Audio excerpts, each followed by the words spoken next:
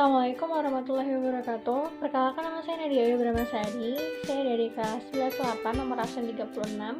Pada kesempatan kali ini saya akan mempresentasikan tentang teori dasar musik dari PowerPoint yang saya buat.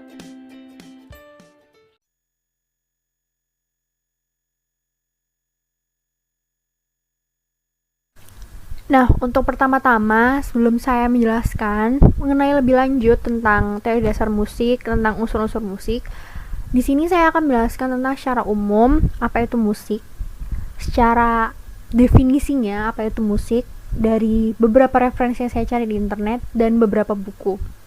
Nah, musik sendiri itu adalah suara yang disusun sedemikian rupa sehingga mengandung irama, lagu, nada, dan keharmonisan terutama dari suara yang dihasilkan dari alat-alat yang dapat menghasilkan irama.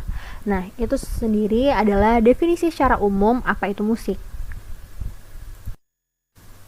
Nah, sekarang kita masuk nih ke materi utama, yaitu mengenai unsur-unsur musik. Di sini aku bakal jelasin 12 unsur musik.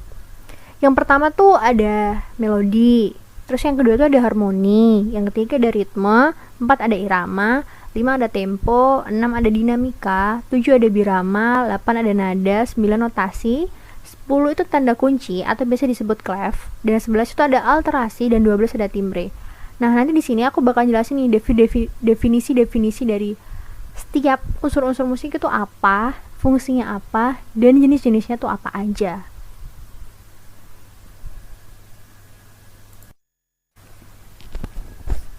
Nah, yang pertama ini pasti kita tuh udah sering tahu. Betul, ini tuh melodi.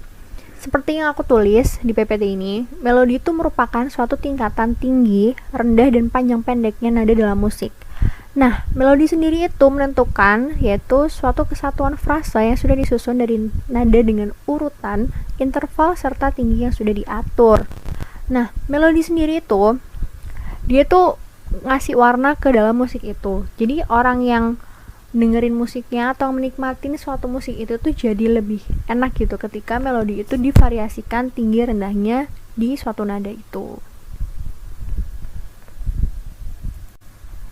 Nah, yang kedua ini ada yang namanya harmoni. Harmoni sendiri sesuai dengan definisi yang saya tulis di PPT ini ialah suatu ilmu untuk menyusun dan menyambung akor-akor.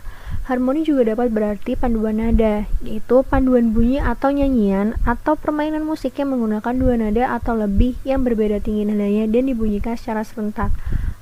Nah, apa sih akor-akor sendiri itu? Akor-akor ialah sambungan atau gabungan, lebih tepatnya gabungan dari beberapa nada. Contoh nih, akor C mayor. Akor C mayor itu adalah gabungan dari nada C, E, dan G. Contoh lagi, ada akor G mayor. Akor G mayor itu gabungan dari nada G, B, dan D. Contoh nih buat nada yang minor. Untuk akor minor, untuk akor A minor itu ada terdiri dari nada A, C, dan E. Nah, yang ketiga ini ada yang namanya ritme. Pasti kalian tuh udah sering dengar yang namanya ritme. Ritme itu harus kayak gini, ritmenya tuh harus yang kayak gini, harus yang lembut, harus yang agak tinggi nih ritmenya. Nah, ritme itu punya pengertian nih. Ritme itu adalah suatu pergantian panjang pendek, tinggi rendah, dan keras lembut nada atau bunyi dalam suatu rangkaian musik. Ritme itu terbentuk dari suara dan diam. Jadi di ritme itu terkadang mengeluarkan suara dan terkadang juga diam. Suara dan diam ini digabungkan untuk membentuk pola suara yang berulang untuk membuat yang ritme itu tadi sendiri. Ritme juga memiliki tempo yang teratur, tetapi dapat memiliki berbagai macam jenis.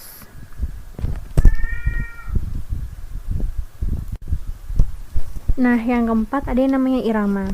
Irama sendiri itu punya arti yaitu variasi horizontal dan aksen dari suatu suara yang teratur. Irama ini biasa disebut dengan perulangan bunyi-bunyian menurut pola tertentu dalam sebuah lagu.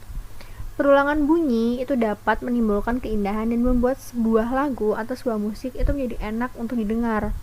Irama juga dibuat secara berturut-turut.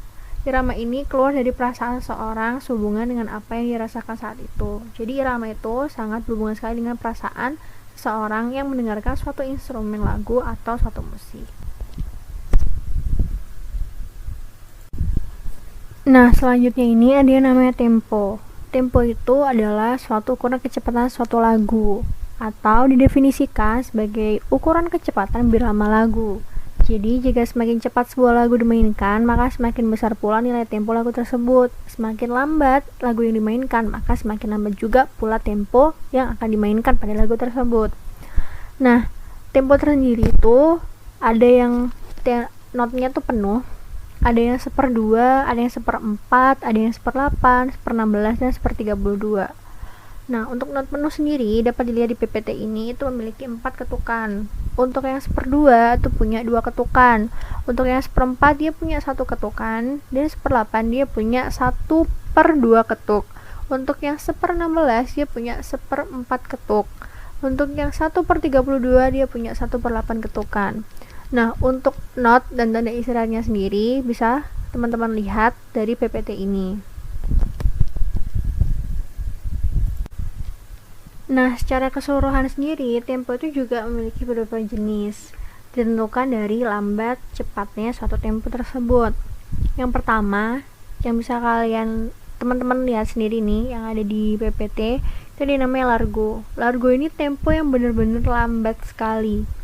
Terus, yang kedua ada lento. Lento ini di atasnya largo, dia lebih lambat tapi tidak terlalu lambat seperti largo.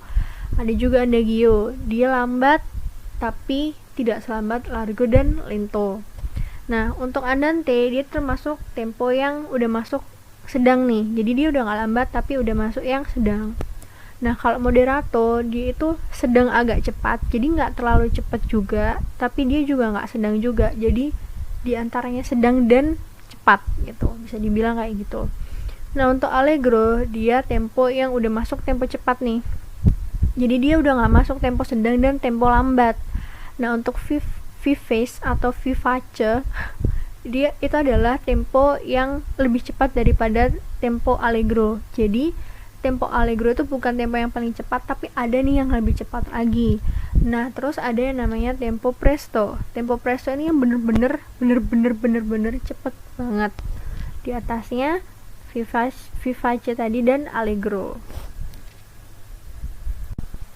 Nah, untuk dinamika sendiri ini itu memiliki definisi, yaitu suatu tanda untuk memainkan nada dengan volume nyaring atau lembut. Nah, tanda-tanda ini tuh biasanya dilambangkan kayak seperti yang bisa dilihat pada PPT ini, F, FF, FFF, dan sampai MP itu merupakan tanda-tanda dari dinamika sendiri. Dan tanda-tanda di dinamika ini tuh mengalami perubahan yang dinamis, jadi bisa berubah mengikuti dengan musik atau lagunya yang dimainkan. Selanjutnya ada yang namanya birama. Birama sendiri itu punya definisi, yaitu bagian atau segmen dari suatu baris melodi, menunjukkan beberapa ketukan dalam bagian tersebut. Misal ada birama 3/4, maka nada-nada pada setiap ruas biramanya itu seharga 3 ketukan, yang setiap ketukannya senilai 1/4. Biasanya birama ini itu menunjukkan suatu lagu itu punya berapa ketukan sih, punya berapa nilai ketukan biasanya di dalam lagu tersebut. Nah, pada gambar di slide ini atau di PPT ini tuh ada gambar yang menjelaskan tentang kalau 4 beats atau 4 ketukannya itu note-nya atau lambangnya itu seperti ini sampai yang 1/4 beats itu.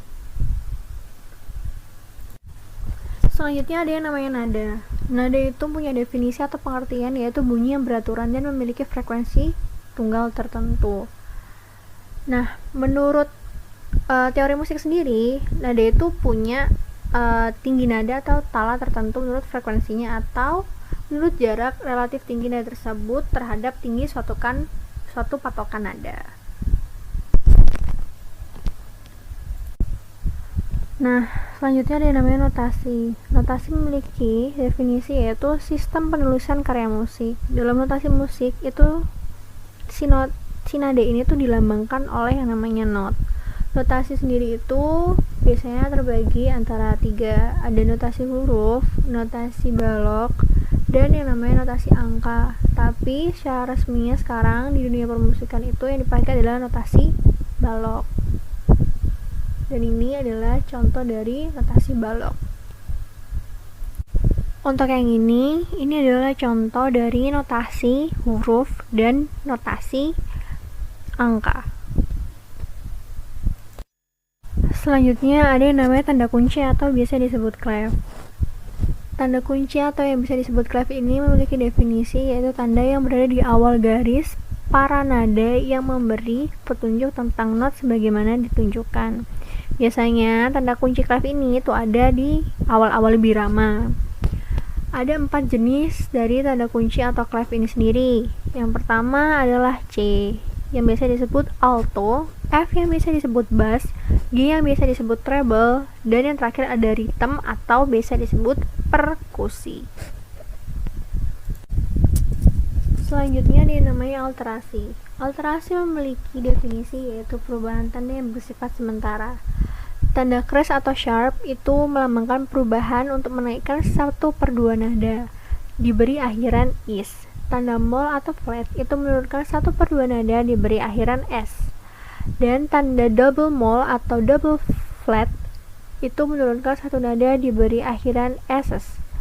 Nah, biasanya ada suatu nada yang diturunkan 1/2-nya atau dinaikkan 1/2-nya atau diturunkan 1 nada lagi di dalam satu lagu. Nah, itu biasanya di biramanya itu diberikan tanda-tanda seperti ini.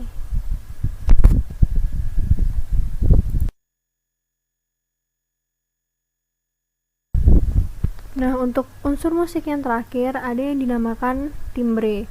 Timbre sendiri memiliki definisi, yaitu perbedaan sifat antara dua nada yang sama kuat dan sama tinggi nadanya dalam konstruksi instrumen. Di definisi lain, timbre merupakan kualitas atau bisa juga disebut warna bunyi. Keberadaan timbre dipengaruhi 2 hal, yakni sumber bunyi dan bagaimana sumber bunyi tersebut bergetar. Timbre yang dihasilkan oleh alat musik dapat dimainkan dengan cara ditiup, akan berbeda dengan timbre dari alat musik yang dimainkan dengan cara dipetik. Meskipun kedua alat musik tersebut dimainkan pada nada yang sama, tapi akan menghasilkan suatu timbre yang berbeda. Sekian penjelasan dari saya mengenai teori dasar musik. Kurang lebihnya mohon maaf. Wassalamualaikum warahmatullahi wabarakatuh.